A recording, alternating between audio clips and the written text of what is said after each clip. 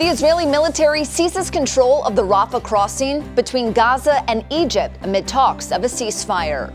And Boeing faces another delay as its Starliner's mission to space is scrubbed at the last minute.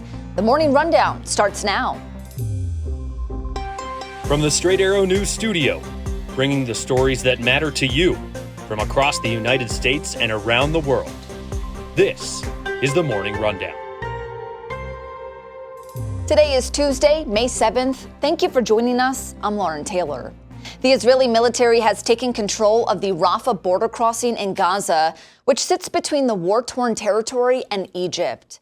The move by the Israeli forces comes hours after Hamas said it agreed to a ceasefire proposal.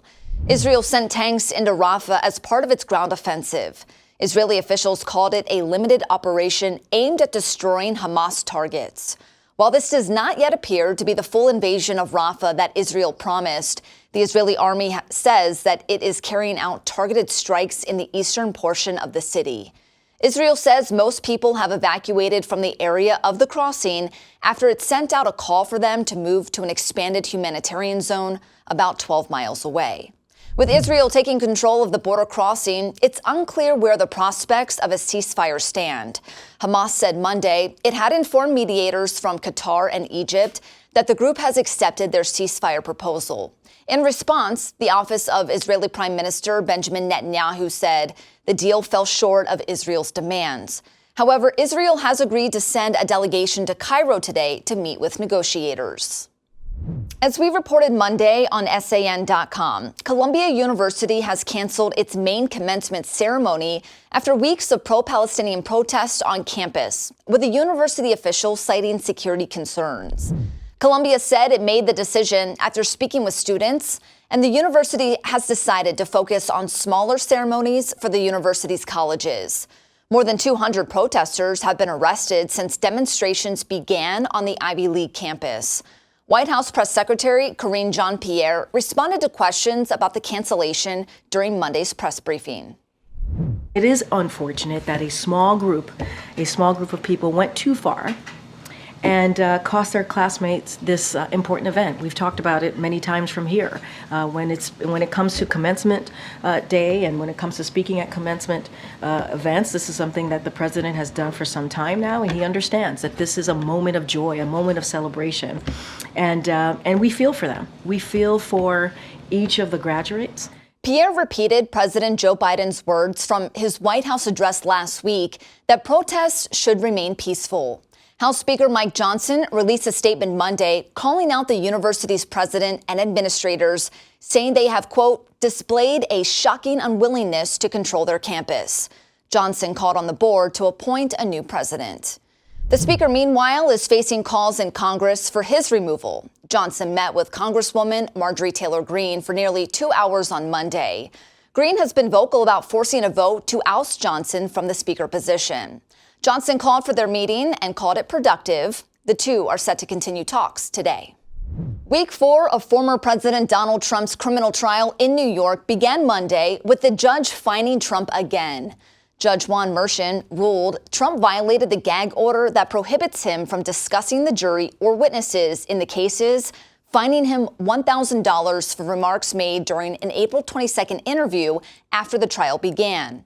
This comes after Trump was fined $9,000 last week over 9 previous violations. Merchan warned Trump that further violations could lead to jail time.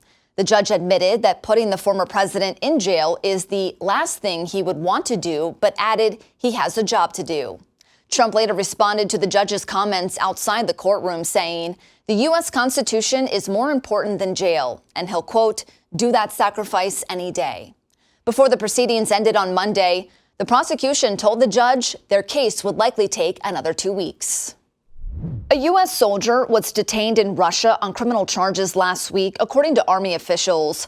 Officials say the soldier, identified as Staff Sergeant Gordon D. Black, is being accused of theft. Black's mother says he was visiting his girlfriend at the time of his arrest. According to the Army, Black was in the process of switching stations from South Korea to Texas when he traveled to Russia on his own without official permission. This incident comes as tensions continue over other detained Americans in Russia, including former Marine Paul Whelan and journalist Evan Gershkovich. Both are being held on espionage charges. Gershkovich's trial is set for June 30th. The U.S. continues to advise citizens against travel to Russia due to security concerns. Boeing's Starliner spacecraft faced another setback Monday night as a planned launch was halted due to a valve issue in the rocket just hours before liftoff. The two veteran astronauts on board were preparing for takeoff when the launch was called off. This test flight marks Boeing's first manned mission intended to ferry the astronauts to the International Space Station. NASA and Boeing are now targeting a new date no earlier than Friday to try again. However, if a valve replacement is needed, the launch may be delayed further. Finally, this morning, the annual Met Gala was held Monday night in New York City. As it does each year, the fundraising event brought out a slew of celebrities, each dressed in a unique outfit specific to the theme of the night. And this year's theme was Garden of Time. The gala was hosted by Vogue editor-in-chief Anna Wintour, with celebrity co-chairs Jennifer Lopez, Chris Hemsworth, and Bad Bunny. The event, where one ticket costs $75,000, raises money for the Metropolitan Museum of Art's Costume Institute. The event kicked off the museum's latest costume exhibition titled Sleeping Beauties: Reawakening Fashion. Last year's gala raised nearly $22 million. These are your top stories for this Tuesday. You can get the latest unbiased straight facts anytime by downloading the Straight Arrow News mobile app. We'll see you back here tomorrow. Until then, I'm Lauren Taylor. Have a great day.